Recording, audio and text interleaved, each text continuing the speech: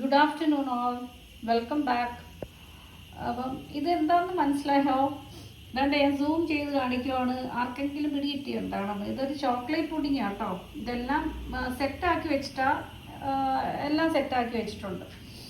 അപ്പം ഇതിനായിട്ട് ഞാൻ എടുത്തിരിക്കുന്നതെന്ന് വെച്ച് കഴിഞ്ഞാൽ ഇതാണ്ട്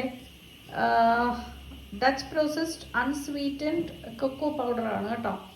അപ്പോൾ എൻ്റെ മോന് 2 ദിവസം കൊണ്ട് ഭയങ്കര ബഹളം, ഉമ്മി പുഡിംഗ് ഉണ്ടാക്കുക എന്ന് വെച്ചാൽ കുറച്ച് ദിവസമായി ഞാൻ അവന് ഈ ചോക്ലേറ്റ് പുഡിംഗ് ഉണ്ടാക്കി കൊടുത്തിട്ട് പല വെറൈറ്റീസിലും ഞാൻ ചെയ്യുന്നുണ്ട്. പക്ഷേ അപ്പം അവന് ഇങ്ങനത്തെ ഈ കൊക്കോ പൗഡറിൻ്റെ പുഡിങ് വേണമെന്ന് പറഞ്ഞിട്ട് കുറേ ദിവസം കൊണ്ട് അവൻ ഇങ്ങനെ ശല്യം ചെയ്തുകൊണ്ടിരിക്കുക.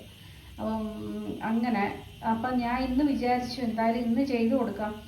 2 ദിവസം കൊണ്ട് അവന് പറഞ്ഞുകൊണ്ടിരിക്കുക. അങ്ങനെ ഞാൻ വിചാരിച്ചു ഉച്ചയാകുമ്പം ചെയ്ത് വെച്ച് കഴിഞ്ഞാൽ വൈകിട്ട് കഴിക്കാമല്ലോ. അങ്ങനെ അല്ലെങ്കിൽ പിന്നെ എനിക്കും മടിയായിപ്പോവും, പിന്നെ വേറെ ജോലികൾ ഇങ്ങനെ കയറി വരുമ്പോൾ ഞാൻ ഇതിൻ്റെ കാര്യം മറന്നും പോകും. അങ്ങനെ പെട്ടെന്ന് തന്നെ ഇന്ന് രാവിലെ ഞാൻ ഇതിൻ്റെ ട്രയൽ തുടങ്ങിയതാണ് കേട്ടോ. ഇപ്പം അതാ തീർന്നു, അങ്ങനെ എല്ലാം സെറ്റാക്കി വെച്ചിട്ടുണ്ട്. അപ്പം പൊതുവേ കുട്ടികൾക്കെല്ലാം ഈ പുഡിങ് ഭയങ്കര ഇഷ്ടമായിരിക്കുമല്ലോ, പ്രത്യേകിച്ച് ചോക്ലേറ്റ് ഫ്ലേവറിലെ പുഡിങ്സ്. അപ്പം ഞാൻ ഇത് പിന്നെ cocoa powder 2 tablespoon cocoa powder add ചെയ്തു. പിന്നെ 2 ടീസ്പൂൺ കോൺഫ്ലവർ. ഓക്കെ, അതിൻ്റെ കൂടെ കുറച്ച് പഞ്ചസാര ആസ് റിക്വയർഡ്.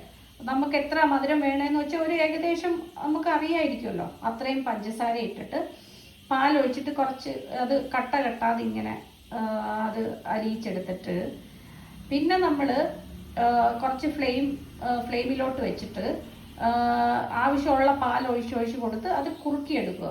ഒരു ഏകദേശം ആ ഒരു പുഡിങ്ങിൻ്റെ പരുവാകുമ്പോൾ നമുക്കറിയാമല്ലോ.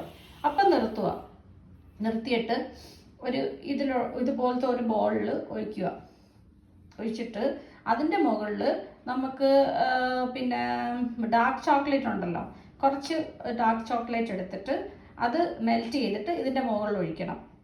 ഈ മിക്സ്ചറിൻ്റെ മുകളിൽ ആ ഡാർക്ക് ചോക്ലേറ്റ് സിറപ്പ് ഒഴിച്ചിട്ട് അതിൻ്റെ മുകളിൽ സാധാരണ കൊക്കോ പൗഡറാണ് സ്പ്രിങ്കിൾ ചെയ്യാറുള്ളത്, മനസ്സിലായോ?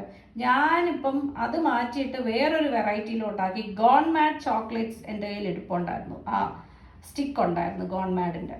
അപ്പം അത് ഞാൻ കുറച്ച് ഇതിനകത്ത് പൊടിച്ച് ഞാൻ അതിൻ്റെ മുകളിലിട്ട്, അതാണ് ഈ കാണുന്ന സാധനം, മനസ്സിലായോ? അപ്പം എല്ലാ പുഡിങ് എല്ലാം സെറ്റായിട്ടുണ്ട്. ഇനി എനിക്കിത് ഫ്രീസ് ചെയ്യണം, അത്രയേ ഉള്ളൂ. Okay, bye, take care.